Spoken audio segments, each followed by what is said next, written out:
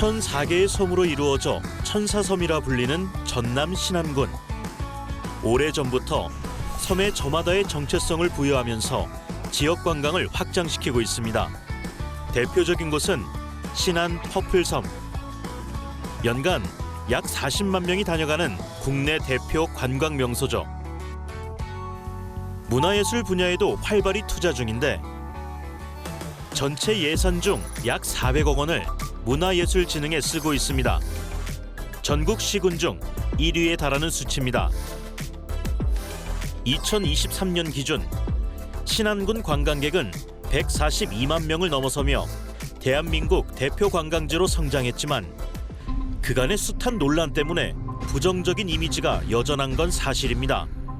이 때문일까? 인구수 역시 지속적으로 감소했는데 2022년을 기점으로 인구수가 증가세로 돌아섭니다. 신안에선 어떤 일이 있었을까? 전문가들은 인구 증가 요인 중 하나로 태양광 발전소를 활용한 신안 햇빛연금을 꼽고 있습니다. 2014년부터 한 7년 연속 인구가 계속 감소했습니다. 한 600에서부터 1,400명까지 계속 감소를 했었는데 21년도에 햇빛연금을 지급한 시점부터 저희가 안자도에 지급을 했었는데 안자도의 인구수가 좀 늘어나기 시작했고 22년도 지도, 23년도 임자도, 24년도 비금도 이렇게 해서 계속 읍면별로 늘어나고 있는데 그 해당되는 지역별로 해서 인구가 급속히 늘어난 걸 볼 수 있습니다. 그래서 23년도에 179명, 24년도에 136명 이렇게 해서 인구가 2년 연속 증가했고 지금 9월 말 기준으로 한 710명 정도가 인구가 증가했습니다. 햇빛연금이란 2021년 신안군이 전국 최초로 도입한 개발 이익 공유 신재생에너지 정책으로 쉽게 말해 마을 유휴 부지에 태양광 발전소를 세우고 그 수익을 주민들과 나누는 겁니다. 연금은 지역사랑 상품권으로 지급해 지역 활성화에도 힘을 보탰습니다. 햇빛연금 누적 수익액은 현재 300억 원을 돌파했으며 전체 국민 절반가량이 연금을 지급받습니다. 일반적으로 태양광 개발은 주민 반대가 심한 사업인데 신안에선 이례적으로 전 지역에서 대규모로 추진됐습니다. 이유가 무엇일까? 군 관계자는 신안의 주수입인 천일염 때문이라고 합니다. 전국 천일염의 70% 이상을 생산하던 신안군. 하지만 2019년경 염전의 약 35%가 태양광 발전시설 업자들에게 넘어가는 일이 발생합니다. 2017년도에 저희가 소금값이 굉장히 폭락을 했습니다. 폭락을 하면서 20kg 한 포대 가격이 3,000원도 안 됐거든요. 굉장히 그 염전에 대해서 이제 종사자들이 굉장히 그 환경에 대해 불안해하고 있을 때 발전 사업자들이 그쪽에 염전을 굉장히 매입을 많이 했었습니다. 실제로 당시 천일염 가격은 5년 새 70% 이상 떨어졌습니다. 그러다 보니 인건비조차 감당할 수 없는 지경에 이르렀고 1년 내내 소금을 생산해도 태양광 시설 임대가에 한참 못 미치는 상황이 발생한 겁니다.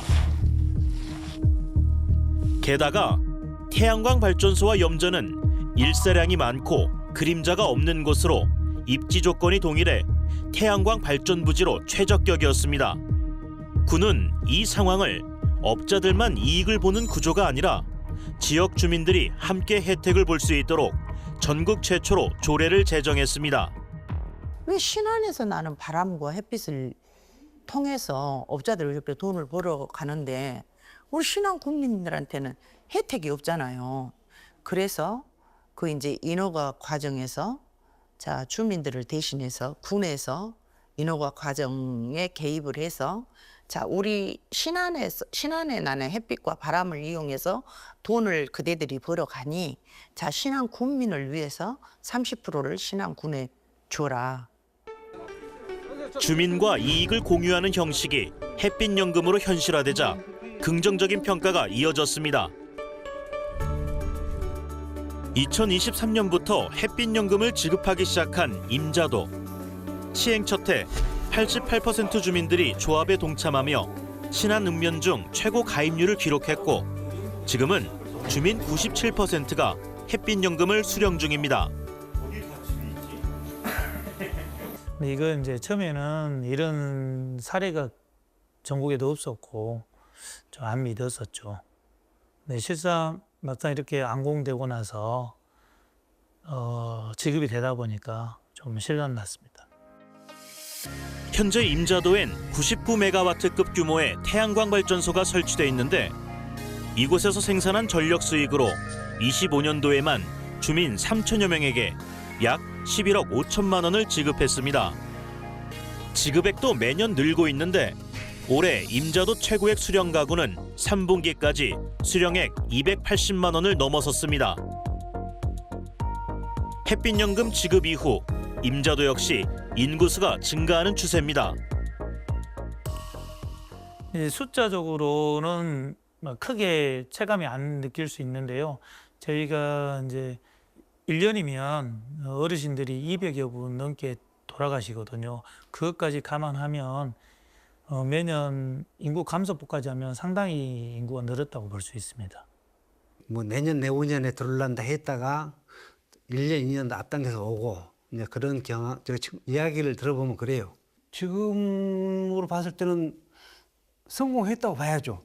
아주 좋은 일이라고 생각을 해요.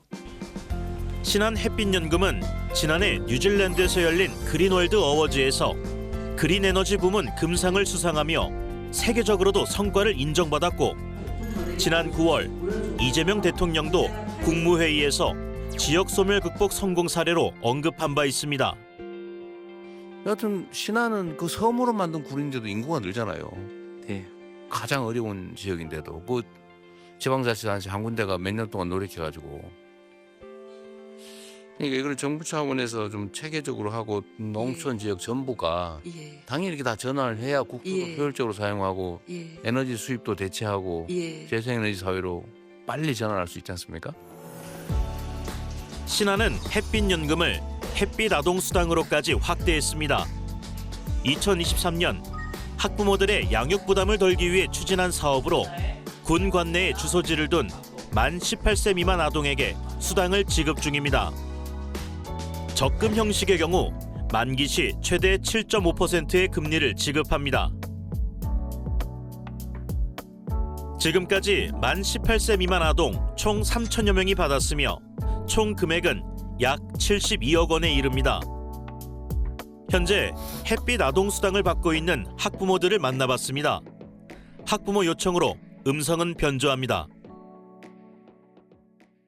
사실 부모님들은 목돈이 마련할 수 있다는 거에서는 다 좋게 생각하시는 것 같아요. 또 금액적으로도 아이들이 받는 거에서 이제 늘었죠.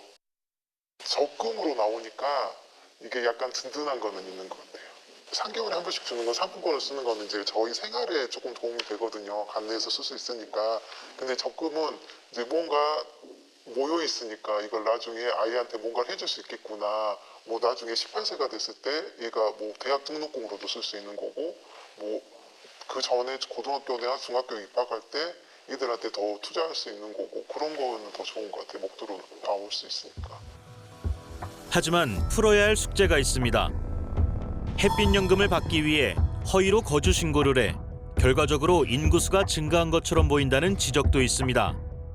실질적으로 지금 와서 보니까 가상의 그 주소를 옮겨놓고 햇빛연금을 받아가는 층이 조금은 있더라고요. 근데 그걸 법적으로 막을 방법은 없죠. 솔직히 인구가 늘어났다고 하는데 그게 좀 허위죠. 허위 인구가 있지 않을까 하는 해결이 좀 많이 지거든요. 아 실제로 늘거는 잘 체감 못했어요. 왜냐면 딱 따는 건 쇼레이거죠. 근데 마음 특정 기업 그리고 유튜브 같은 경우는 보면은 신한 뭐 이미지가 떠올라서 탓하다는 유튜버들 있잖아요. 또 내용들에 신한은 뭐 햇빛연금을 준다고 하는데 이 동네에는 아무도 사는 자리 없네 뭐 이런 것도 나오거든. 그래서 솔직히 그 인구가 진짜 늘었나?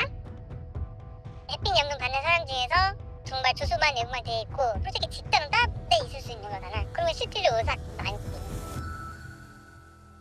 태양광 시설의 송전선로에서 전자파와 유해 물질이 배출되는 것 아니냐는 우려 역시 여전히 존재합니다.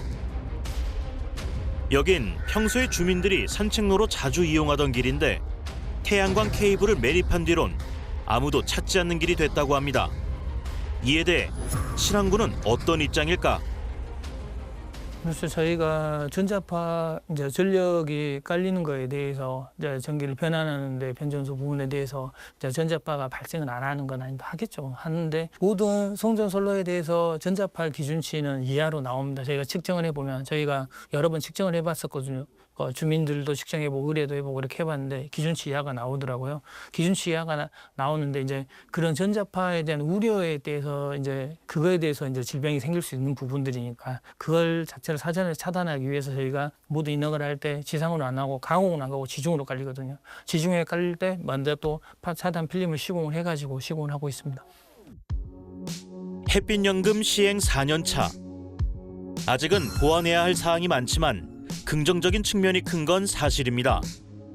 전남은 신한 모델을 지속 가능한 제도로 정착시키기 위해 영농형 태양광을 구상 개발 중입니다.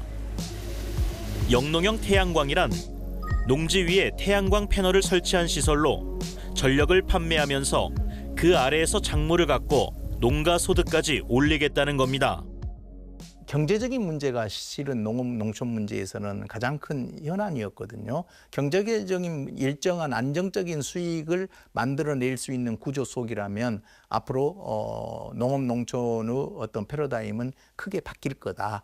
한 농가당 500평에 75kg에서 100kg 정도의 발전 설비를 설치할 수 있게끔 법제화가 된다면 평균적으로 여러 가지를 좀 제외하고도 한 150만 원 정도 월 평균 소득을 얻을 수 있는 굉장히 큰 경제적인 혜택을 부여할 수 있는 측면이기 때문에 신한 역시 햇빛연금에서 그치지 않고 같은 개념을 해상풍력발전에 적용한 바람연금으로 확장 중입니다. 지금 현재 우리 조례상 해상풍력 같은 경우는 100메가 미만은 최근적 읍면에 지금 지급하게 되어 있거든요. 거기에 이제 자원도가 해당이 되겠습니다. 거기에 이제 96메가와트이기 때문에 자원도 주민 전체 한 약 2,500명 정도 되는데 그 주민들의 1인당 최대 120만 원에서 최소한 연간 40만 정도 지급할 계획이 있습니다.